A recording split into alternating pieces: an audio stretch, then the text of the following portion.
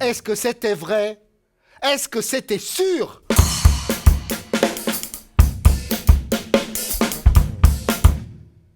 Vous imaginez s'il y avait eu un plus jeune batteur de France que moi?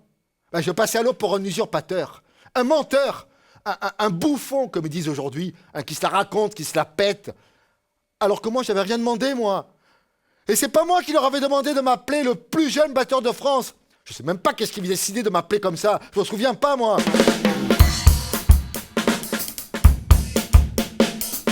Mon père, il jouait de la batterie aussi comme moi. Mais non, mon père, il jouait pas de la batterie, il jouait du piano.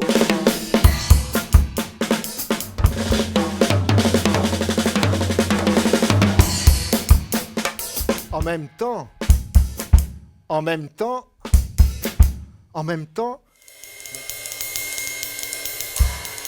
dormir. Il fallait trouver où dormir. Chaque nuit, chaque chambre, chaque lit faisait l'objet d'un solide marchandage. Dans l'immense hall de l'hôtel, quelqu'un dit « Ils ont arrêté le vieux !» Mais qui? Quel vieux?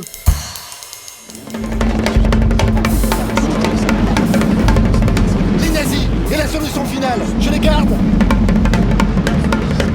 Je ne sais plus. Je ne sais plus. Je ne sais plus. Je ne sais plus.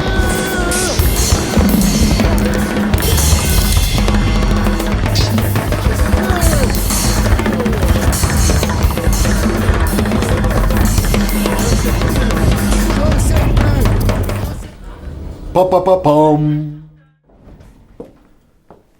Quasiment tout le monde connaît ces quatre notes qui sont l'ouverture de la 5e symphonie de Ludwig van Beethoven. Mais que connaît-on de Ludwig van Beethoven?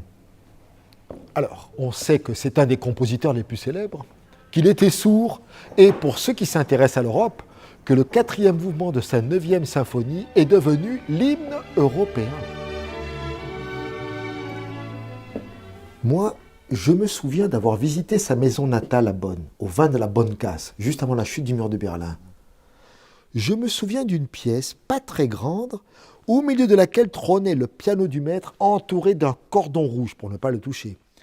Je me souviens d'un gardien avec un bandeau sur l'œil et un bras manquant qui me faisait penser à un ancien nazi recyclé en gardien de musée et qui m'avait empêché de toucher ce piano.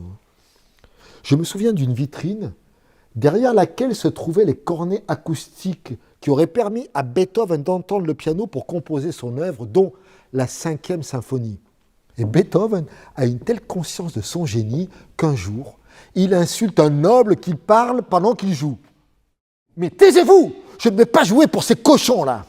Il est vrai que si cette symphonie devient célébrissime, c'est grâce à son motif d'ouverture, son fameux pa-pa-pa-pam, qui inspira d'ailleurs d'autres compositeurs, comme Brahms, dans le 2e mouvement de son Requiem allemand.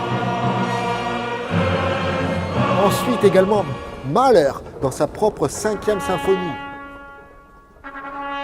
Puis pendant la guerre, ce motif sera utilisé sur Radio Londres. Les Français parlent au français. Et ensuite, la 5e de Beethoven connaîtra différentes versions avec les 4 barbus, la pince à linge, puis dans la pop musique avec Walter Murphy, The Exception, et même plus tard encore dans le rap avec A+.